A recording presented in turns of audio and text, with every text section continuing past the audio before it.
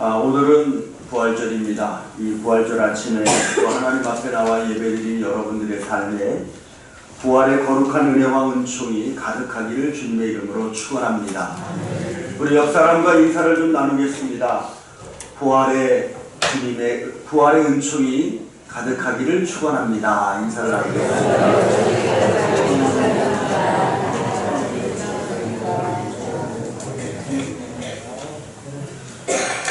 오늘은 요한복음 11장 26절 27절 말씀을 우리가 함께 보았습니다.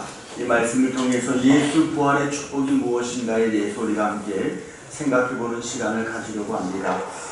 오늘은 예수님이 사망 권세를 이기시고 부활하신 날입니다. 부활절은 예수님을 믿는 자들에게는 굉장히 중요한 날입니다.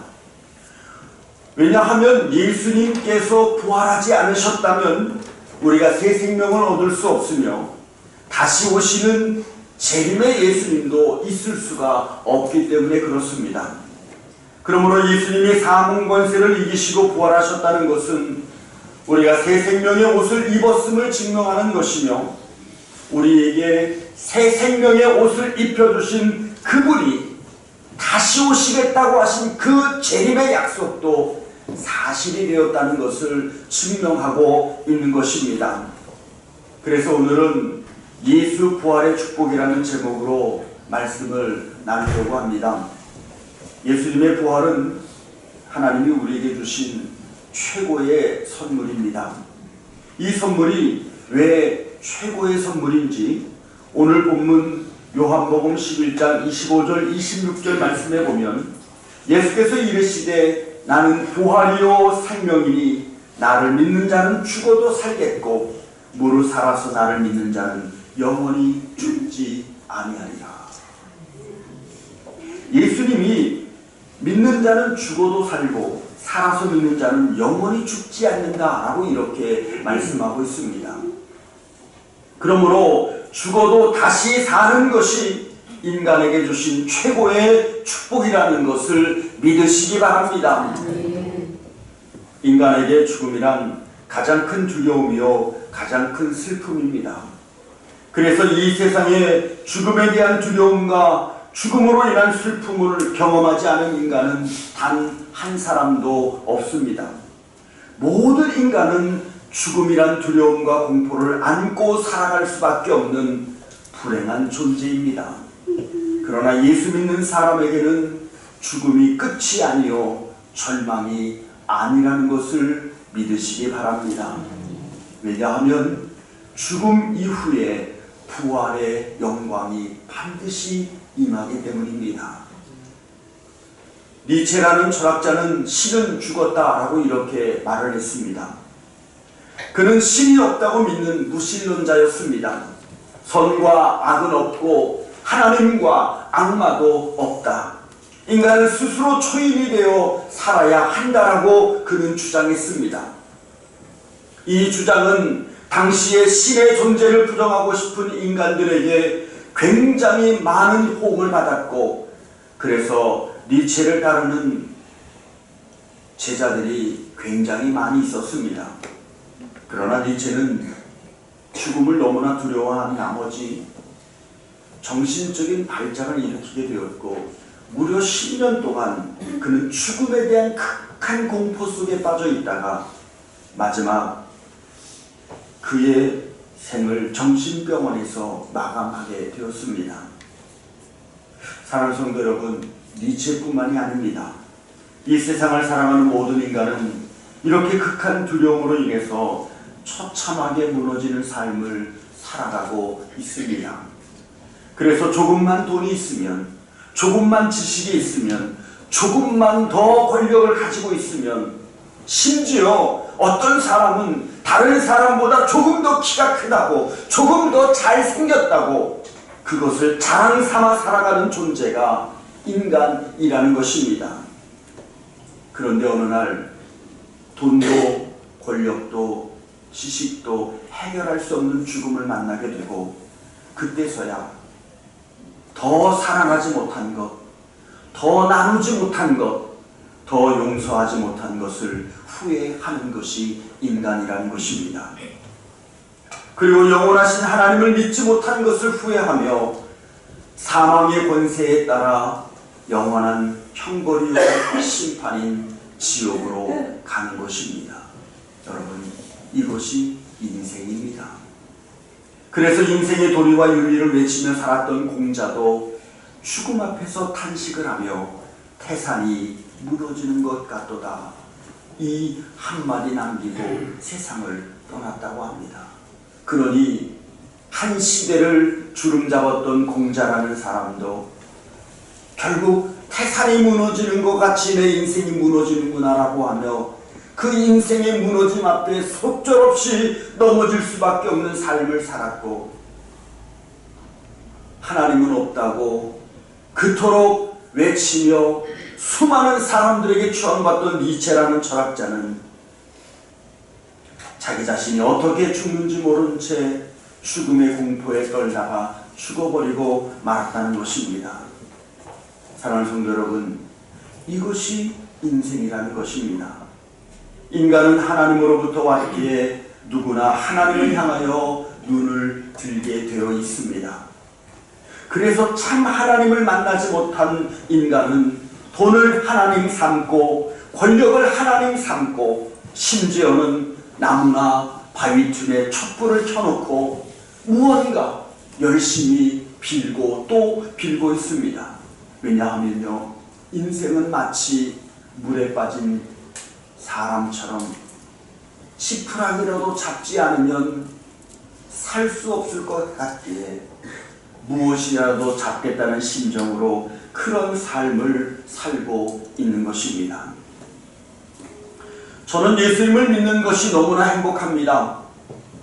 제 부모님이 저에게 주신 최고의 선물은 저에게 예수님을 믿는 이 신앙을 물려준 것이라고 생각합니다. 제 부모님이 저에게 주신 최고의 유산은 바로 이 신앙을 물려준 것이라고 저는 믿습니다. 그래서 저는 부모님께 감사를 드립니다.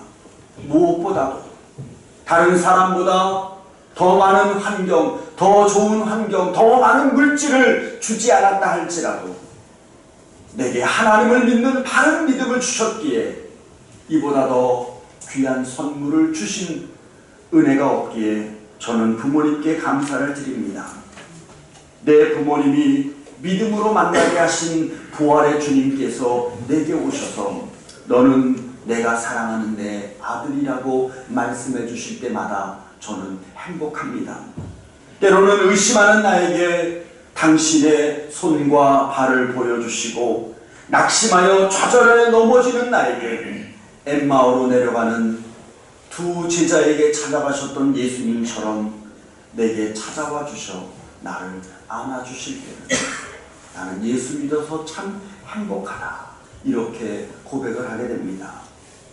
저는 개인적으로 너무 많이 부족하지만 그런 나를 사랑해 주시는 주님을 정말로 사랑합니다.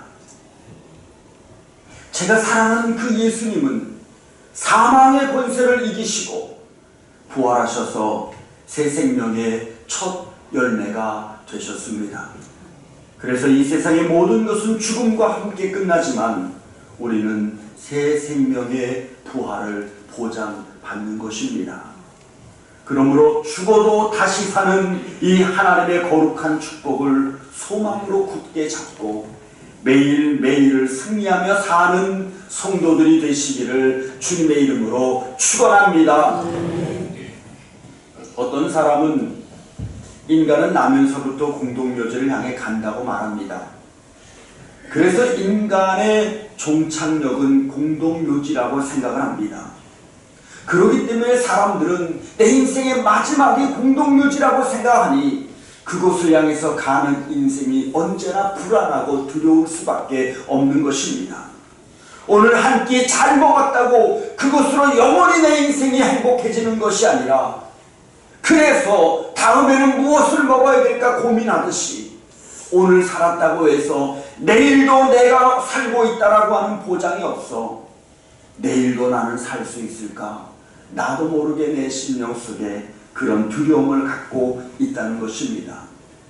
그런데 예수님께서 이 땅에 오셔서 우리의 종착역은 죽음이 아니라 이 죽음이라는 마지막 기차를 타고 가야 되는데 그때 길이 갈라진다는 겁니다. 이 마지막 기차를 타고 가는데 하나는 지옥으로 가는 길이요 하나는 천국으로 가는 길이 있다고 분명히 말씀해주고 있습니다. 고린도전서 15장 53절 말씀에 보면 이 썩을 것이 반드시 썩지 아니할 것을 입겠고 이 죽을 것이 죽지 아니함을 입으리로다 라고 말씀하고 있습니다. 여러분이 입은 옷은 썩지 않을 옷이요 죽지 않을 옷임을 믿으시기 바랍니다. 그러므로 죽어도 다시 사는 놀라운 축복의 삶을 부활의 주님 안에서 온전히 누리며 사는 성도들이 되시기를 주님의 이름으로 축원합니다. 예수 부활의 첫 번째 축복이 죽어도 다시 사는 것이라면 예수 부활의 두 번째 축복은 사망 권세를 이기게 하시는 승리의 축복입니다. 이 세상을 살아가는 사람에게는 두 가지의 모습이 있습니다. 하나는 이 세상의 욕심과 자랑과 자기 만족에 사로잡혀 눈앞에 있는 즐거움을 향하여 달려가는데 속마음은 늘 불안하다는 것입니다. 또 한 모습은 성령의 인도하심을 따라 사는 사람이 있습니다. 이 사람은 삶의 의미가 분명하고 마음속에 언제나 감사와 기쁨이 넘치는 것을 볼 수가 있습니다. 이 두 사람으로 나눠지는 이유는 하나입니다. 그 안에 부활의 주님이 있고 없고입니다. 부활의 주님이 있기에 그분이 주신 평화로 인하여 늘 찬송이 흘러 넘치는 것입니다. 그래서 어려움이 찾아오면 당연히 기도하고 기도하니 감사가 넘치고 감사가 넘치니 하나님이 보여주시는 길이 보이고 바로 그 길 위에서 하나님의 은혜를 누리게 되는 것입니다. 고린도전서 15장 55절 56절 말씀에 보면 사망아 너의 이기는 것이 어디 있느냐 사망아 너의 쏘는 것이 어디 있느냐 사망에 쏘는 것은 죄요 죄의 권능은 율법이다 라고 이렇게 말씀하고 있습니다. 사망의 권세를 예수님께서 십자가에서 다 이기시고 사단의 권세를 밟으셨으니 예수님의 승리는 바로 우리의 승리가 되는 줄 믿으시기 바랍니다. 그러므로 부활신앙을 가진 성도는 반드시 이 세상에서 무엇을 하든 어디에 있든 승리하는 성도들이 되시기를 주님의 이름으로 축원합니다. 마귀는 언제나 우리에게 죄에 빠지도록 유혹합니다. 하나님의 말씀을 거역하게 합니다. 그리고 믿음의 공동체를 무너뜨리려고 합니다. 그러나 성령님은 전능하신 하나님이십니다.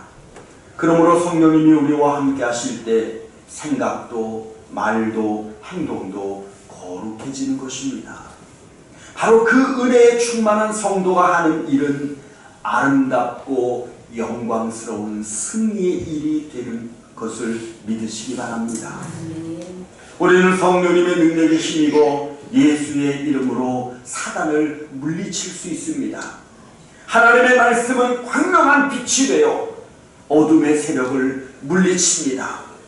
부활의 주님은 사망 권세를 이기시고 승리하심으로 우리에게 하나님의 자녀되는 권세를 주셨고 사단의 권세를 멸하는 모든 능력을 주셨다는 것을 믿으시기 바랍니다.